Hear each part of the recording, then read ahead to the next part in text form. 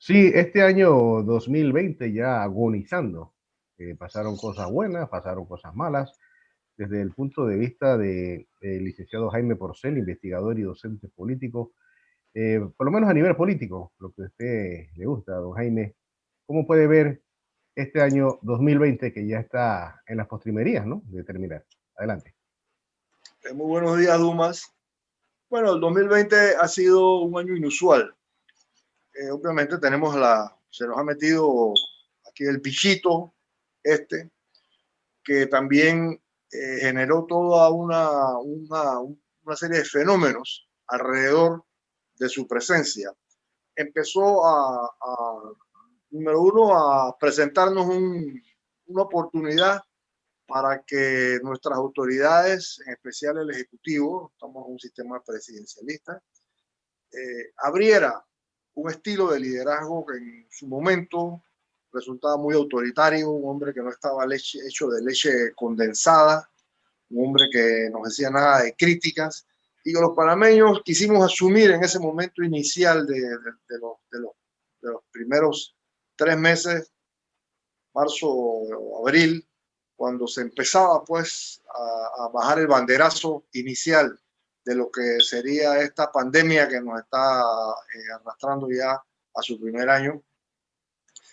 Se empezó a dibujar un liderazgo autoritario que rayaba en lo mesiánico, ¿no? Los panameños pensábamos que teníamos un presidente que iba a ser nuestro salvador, una especie de Superman que nos iba a sacar de esta crisis que nos producía la pandemia bendita esta.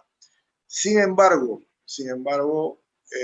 rápidamente ese estilo de confíen en mí, no me critiquen, déjenme trabajar, yo tengo un magnífico equipo a mi lado, liderado por la doctora Rosario Turner, secundado por infectólogos, por gente especialista en este tipo de situaciones de crisis por virus, que me están aconsejando. Yo tomo las decisiones, pero las tomo aconsejado por ellos, siempre mirando hacia el futuro. Confíen en nosotros.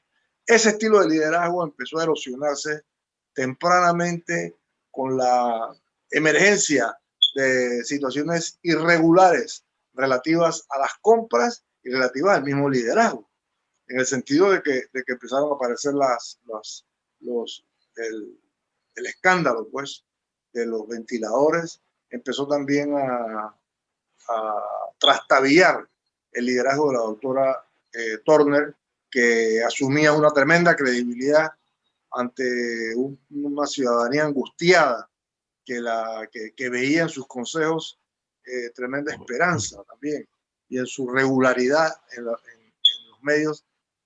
Sin embargo, también se empezaban a sentir ya ciertos déficits comunicacionales. No había una estrategia exacta, había las conferencias resultaban de una amplitud de 2 horas aburridísimas, no había que la soportara. Y sobre todo la falta de confianza que empezó a erigirse alrededor de las irregularidades en las compras. Luego, no bien había transcurrido el mes de junio, ya cuando venía el primer reporte de la actividad del presidente que se da el 1 de julio, nos sorprende. Ya se hablaba de cambios en el gabinete, sin embargo se nos sorprende con el inesperado e imprevisto e impreparada despido de la doctora Turner, aduciendo pues que estaba muy cansada, que necesitaba cierto refresco, cierto relevo, pero que hemos visto que en realidad fue una intención concreta de sacarla del panorama, porque lo que hemos visto es desaparecerla tras los telones del poder. Cuando la doctora Turner realmente había erigido una credibilidad robusta en estos primeros meses de pandemia, por haberse mantenido precisamente lejos de los escándalos, por haber hecho distancia con el primero, sobre todo el de los ventiladores. Ella había tomado distancia. Y el presidente ejecuta un reajuste de su gabinete, que es típico de los mandatarios, estamos en un sistema presidencialista. Sin embargo, inesperado e impreparado, sacando a la líder, pues, que que mayor credibilidad entre las figuras gubernamentales, incluso sobre el propio presidente, había logrado concitar.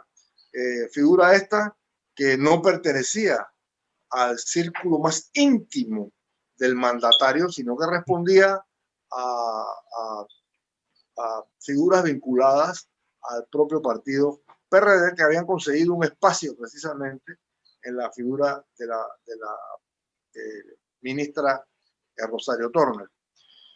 Esto inmediatamente empezó a generar ciertas sospechas de inestabilidades, de incoherencias, de incongruencias, de falta de alineamiento en este nuevo modelo que se estaba estilando.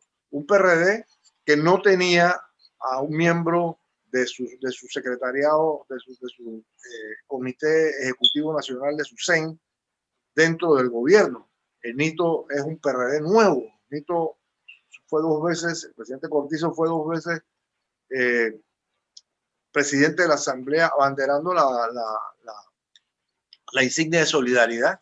Luego después él se traslada al PRD en los años, estoy tratando de hacer memoria, ¿verdad? En los años, allá en la década del 90 seguramente, allá en el 94 ya está compitiendo, en el 93 ya está compitiendo en las primarias del partido. Entonces se empiezan a generar toda una serie de inestabilidades que obligan al presidente, al secretario general del partido, Pedro Miguel González, a hacer una inusual declaración de respaldo, de espaldarazo a la gestión del presidente y sobre todo del vicepresidente Carrizo. Esto nos empieza a hacer sentir que hay algunas distancias que antes te hubiera resultado inconcebible esto en una época de Valladares, que era, o de Martín Torrijos, que ambos eran, ejercían la Secretaría General del partido y que la habían usado como trampolín para empinarse en una candidatura presidencial, igual que Balbina, que fue infructuosa, pero también era una secretaria general que utilizaba precisamente el trampolín de la Secretaría General para impulsarse a la candidatura presidencial y en 2 de los 3 casos a la misma presidencia. Bueno, también había que incluir a Navarro, ¿no? Navarro Beltegui. Oiga, ¿y cómo ve usted esto para el próximo año, por lo menos a nivel del PRD, cuando se habla de un congreso, se habla de actividades, ¿no? Bueno, lo primero que llama la atención es la declaración de Pedro Miguel González, que declina las posibilidades de reelección en la Secretaría General. Obviamente vamos a ver un enfrentamiento de fuerzas nucleadas alrededor de Vinicio Robinson, el presidente, correcto, quien muestra un músculo importante con el Ejecutivo y dentro del mismo partido. Yo me imagino que habrá fuerzas también representadas o aspirando de las mismas que han estado girando alrededor del movimiento de reforma, del movimiento reformista, del torrijismo, nucleares alrededor en este momento del actual secretario general Pedro Miguel González, o podría presentarse quizás la posibilidad, bueno, y también la tercera fuerza del presidente Cortizo, cuya figura más visible es, sin lugar a dudas, el vicepresidente y ministro de la presidencia, José Gabriel Carrizo. Pudiera darse también una negociación y llegar a una especie de figuras de consenso, donde allí pudieran aparecer personas que son PRD, pero que no han estado dentro de la furia de la batalla y que tienen la capacidad de llamar a todas las fuerzas, probablemente un PRD antológico, un personaje de estos convocatorios, ¿no? Con capacidad de convocar, ¿no? Con mucho respeto dentro del propio partido, sí, y que permita mantener la distancia exacta que requiere el partido, y esto es importante entenderlo así, señor periodista, la distancia exacta que requiere el partido, de forma tal de, como dice con la vela, ¿no? Dice el símil de la vela, dice, ni tan cerca que te queme, ni tan lejos que no te alumbre. Exacto. Esto Oiga, es muy así, interesante. Sí, sí, oiga, perdone. sí, muy interesante esto. Ya para finalizar, la oposición. ¿Qué es de la oposición en 2020, 2021? ¿Qué es de la oposición? ¿Hay Bueno, oposición? la oposición ha estado un poco travestida, vamos a decirle así, un poco difícil de saber dónde está. Los partidos, el Partido Panameñista ha tenido una presencia, igual que el Cambio Democrático, ¿no? Han tenido una presencia leve en los medios. eh, lo que se conoce, por ejemplo, de Blandón Figueroa, es su resistencia, su cuestionamiento con respecto a la gran movida del diálogo, que es la movida que lanza al tablero para el 2021 el gobierno nacional. Igual Cambio Democrático, ¿no?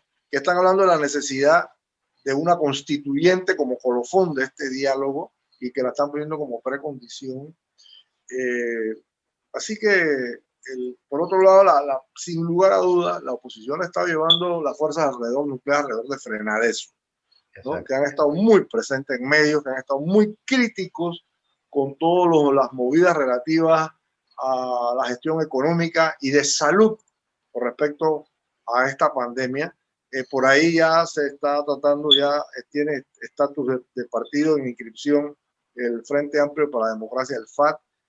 Vemos también movidas importantes dentro del sector de los educadores, la juventud también de los partidos en oposición empieza también a hacer movimientos. Acaban de lograr que se les, un triunfo parcial, que se les incluya dentro del bono solidario que se les había sido, cosa que les había sido retirada. Entonces, también tenemos en ese nivel también excepcionalmente pues la juventud de los partidos, ¿no? Porque la juventud, la vanguardia estudiantil siempre ha estado presente y siempre ha estado vigente en todos los momentos críticos de la democracia, ¿no? Por Así es. estos 30 años. Así es. Así que eso es más o menos, en términos generales, eso es más o menos como se ve la oposición. Una oposición cuyos partidos han estado con poca presencia y con poca voz, con poca directivas hacia la población con respecto a la crisis que se está enfrentando y cuyos espacios han estado siendo llenados por las fuerzas nucleares alrededor del Frenadeso. Así es. Bueno, sí, muy interesante, como no, muchas gracias entonces al licenciado Jaime Purcell, investigador y docente político. Bueno, muchas gracias a ti, Ajá, Duma, por favor, y un feliz año a ti y a toda tu amplia audiencia. así mismo es. Igualmente, igualmente, Jaime Gracias. Purcell. Para Riduca Online les informó Rigoberto Dumas Castillero.